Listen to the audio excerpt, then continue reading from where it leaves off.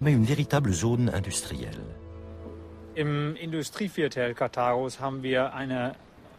Dans le quartier industriel de Carthage, nous avons trouvé un grand nombre de ces soufflets à l'intérieur des fourneaux. Nous les avons examinés dans le laboratoire d'Amsterdam. Dans la partie située à l'intérieur du fourneau, on a trouvé une forte teneur en calcaire.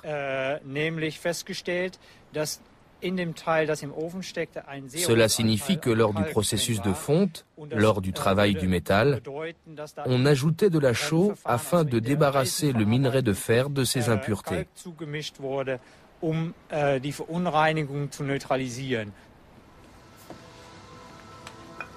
Pourtant, l'usage de la chaux dans l'extraction du minerai de fer et la production de l'acier est apparu bien plus tard.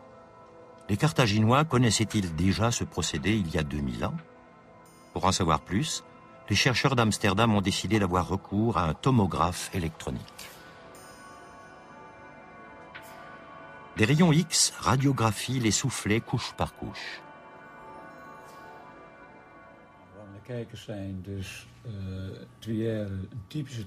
Les images ne laissent aucun doute.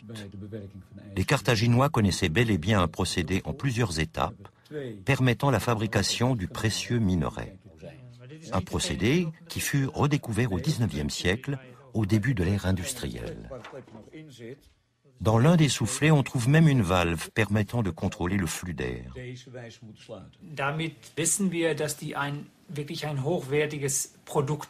Nous avons la certitude qu'ils avaient à disposition des produits de grande qualité, fabriqués à un haut niveau industriel. La production devait être très importante, supérieure même aux besoins de la population. Nous pouvons ainsi en conclure qu'ils exportaient ces produits. Il pouvait s'agir d'armes, mais également d'équipements pour les navires. Le fer de Carthage était excellent. Mais avec le temps, même le meilleur fer finit par être rongé par la rouille. Ce n'est pas le cas de cette anse, alliage de cuivre et d'étain. Les Carthaginois contrôlaient le commerce avec ces métaux, dont ils tenaient l'origine secrète. Qui sait quelles autres connaissances ont sombré en même temps que Carthage?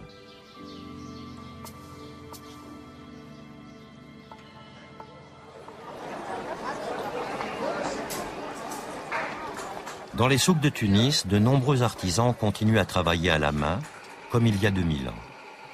Ils ont conservé les techniques qui proviennent en partie de l'époque de Carthage. Ici, on entretient des traditions ancestrales, preuve d'une certaine continuité entre les différentes cultures. Mais l'habileté et l'ingéniosité des artisans carthaginois ne suffisent pas à expliquer la position privilégiée de Carthage en Méditerranée.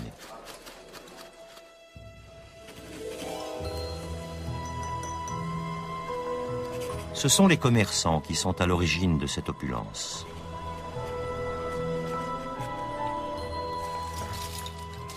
À Carthage, on faisait aussi le commerce de la pourpre, un pigment extrait d'un escargot marin qui, durant l'Antiquité, devint pratiquement aussi précieux que l'or. La pourpre était aussi réputée que le sens des affaires des commerçants carthaginois. Leur réputation allait même jusqu'à Rome. Pline l'Ancien décrit d'ailleurs leurs ancêtres phéniciens comme les inventeurs du commerce.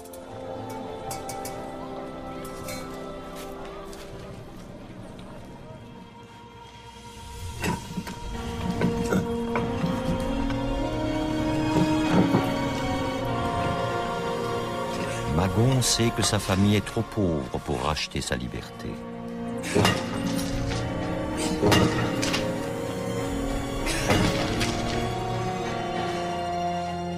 Seul Bériclite pourrait l'aider. En désespoir de cause, Bériclite va voir Naber, un riche parent.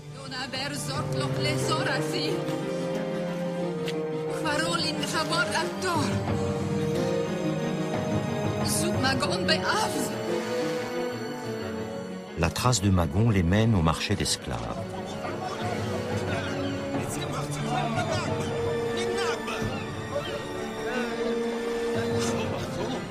L'or de Naber pourra-t-il rendre à Magon sa liberté?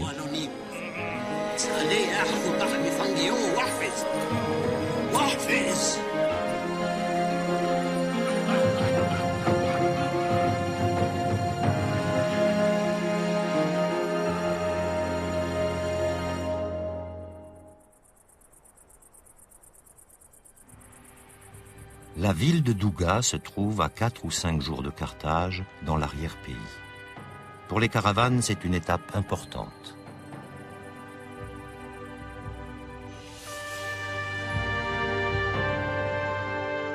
De même que l'or et l'ivoire, les esclaves de Carthage venaient du cœur de l'Afrique.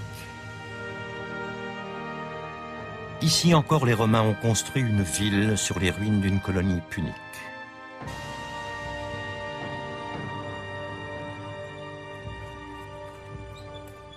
Sous les ruines de la ville romaine, les archéologues de Fribourg en Allemagne cherchent des traces de cette colonie. Les Puniques ont exploité la fertilité de cette région. On y produisait du vin, de l'huile et également des céréales. Du point de vue des transports, la ville de Douga était assez facile d'accès, grâce à la vallée de l'Oued Raled, qui est très fertile. Stratégiquement parlant, elle était également très bien placée sur cette colline aux rochers escarpés. Douga était donc aisément défendable. La ville disposait de matériaux de construction que l'on pouvait exploiter directement sur place.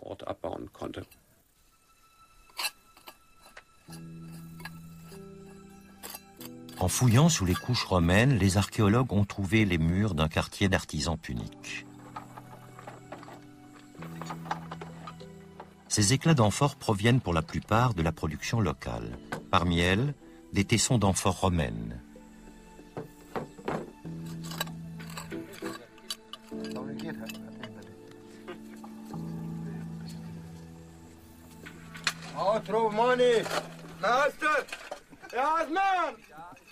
Une pièce romaine. Quelques années avant la destruction de Carthage, en l'an 146 avant Jésus-Christ, de plus en plus de ces pièces circulaient dans la région. Les Romains avaient réussi à attirer Douga dans leur camp.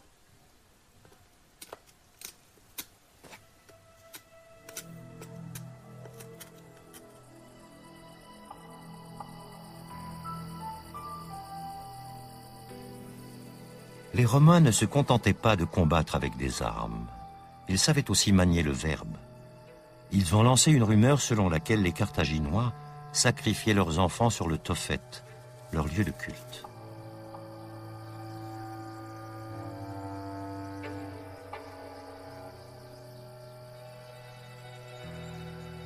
Des rituels sanglants avaient-ils lieu sur le Tophet? Archéologiquement, est-il possible de prouver que les Carthaginois se livraient à des sacrifices d'enfants? Ou ne s'agit-il là que de propagande romaine?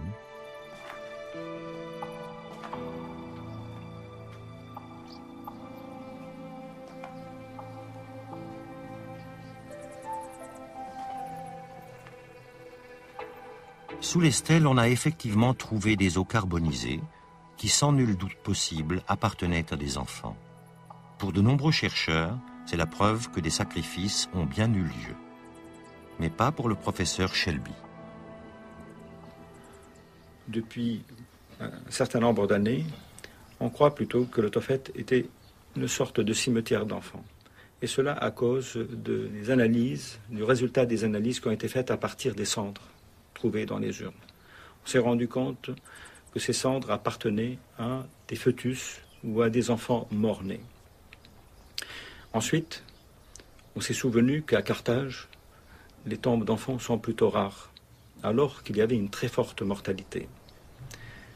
Donc, probablement ici, en présence d'un cimetière d'un type un peu spécial, où l'on présentait les enfants qui étaient déjà morts, on les rendait aux divinités de Carthage, Baalaman et Atanit. Le quotidien des Puniques était dominé par les dieux et les esprits. Parmi eux, le dieu Baal-Hamon, le protecteur de Carthage.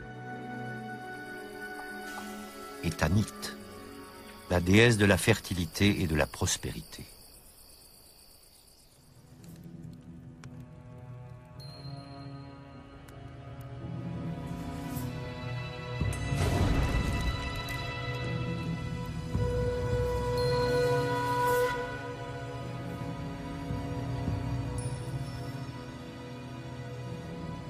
Avec l'aide de Naber, Bériclite a fait libérer Magon. À présent, il retrouve sa condition d'homme libre.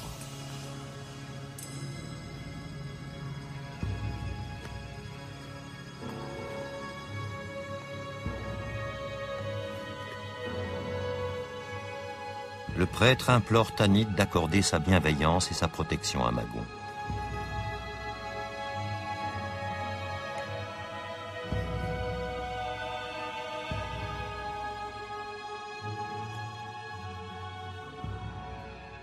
Magon repart purifié et fortifié.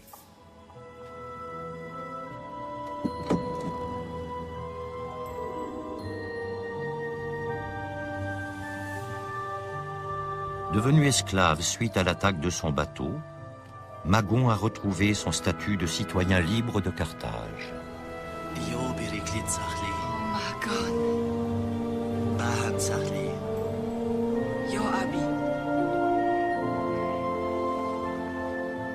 Sous la protection de Tanit, il reviendra sûrement sain et sauf de ses prochains voyages vers des terres lointaines.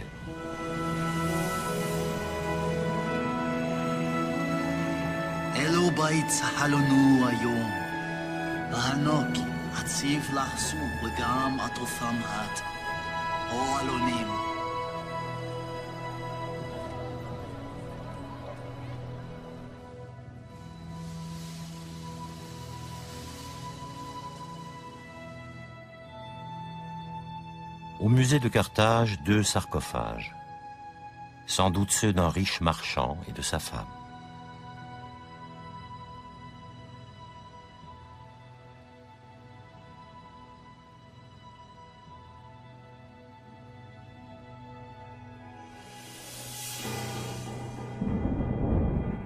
À Rome, la décision est prise. Il faut détruire Carthage. L'Empire arme une gigantesque flotte de guerre et envoie ses légions en direction de l'Afrique.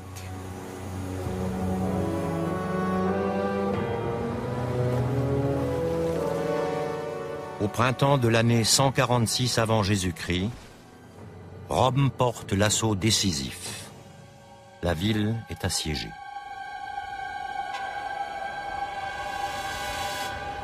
Les soldats romains ont afflué du côté du port en gravissant les pentes de la colline vers la citadelle. Et en cours de route, ils ont détruit toutes les maisons tous les quartiers qu'ils avaient traversés. C'était un mouvement dévastateur. Des maisons ont été éventrées, se sont effondrées. La grande partie de la population a péri sous les décombres et dans les flammes. Les Romains anéantissent Carthage et condamnent l'endroit à jamais. Plus aucun homme ne vivra ici. Leur haine et leur peur devaient être immenses pour proférer une telle malédiction. Pourtant, à peine un siècle plus tard, les Romains eux-mêmes reconstruiront une cité sur les ruines de Carthage. Ils en feront la capitale de leur province africaine. Si Carthage avait résisté à Rome, toute l'histoire de l'Europe aurait été bouleversée.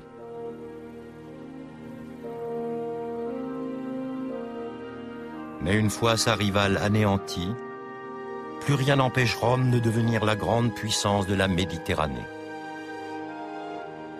Carthage, elle, est reléguée au rang de mythe. Elle restera toujours un lieu magique et continuera à susciter la fascination des hommes.